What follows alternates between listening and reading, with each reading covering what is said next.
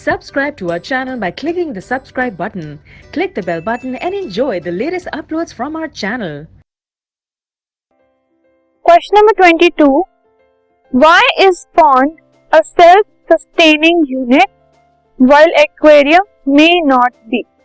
Pond एक self sustaining unit क्यों है और एक्वेरियम क्यों नहीं है? मतलब जो पॉन्ड है वो अपने अंदर की लिविंग बीइंग्स की लाइफ को खुद से सस्टेन करता है, वहां पर किसी को जरूरत नहीं होती किसी भी चीज को उनको फीड करने की या फिर वेस्ट रिमूवल की, वहां पर हर ऑर्गेनिज्म अपने आप से अपनी लाइफ सस्टेन करता है। लेकिन एक्वेरियम में ऐसा क्यों नहीं?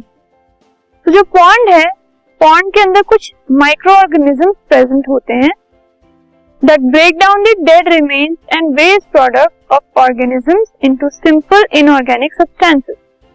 ये माइक्रो ऑर्गेनिज्म जो पॉन्ड्स के बीच में होते हैं, ये जो डेड रिमेन्स होते हैं या फिर वेस्ट प्रोडक्ट्स होते हैं ऑर्गेनिजम्स के, उनको ब्रेक डाउन करके सिंपल और इनऑर्गेनिक सब्सटेंसेस में कन्वर्ट कर देते हैं।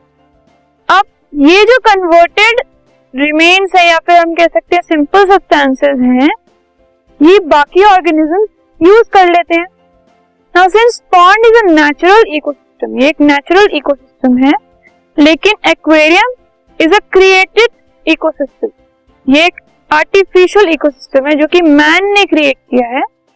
It is artificial, this pond is self sustaining where an aquarium may not be. Pond के अंदर हर चीज नेचुरली एकदम पहले से सेट है, सारी जो लाइफ साइकिल है, सारी जो साइकिल्स हैं, वो पॉन्ड के अंदर नेचर की तरह से, नेचर की तरफ से सब कुछ पहले से ही डिसाइड किया गया है। लेकिन एक्वेरियम क्योंकि आर्टिफिशियल है तो उसके अंदर नेचुरल चीजें नहीं आ सकती एंड अल्टीमेटली पॉन्ड से वो थोड़ा सा डिफरेंट हो जाता है और उसको अपने आप को सस्टेन करने के लिए मैन की हेल्प की जरूरत पड़ती है।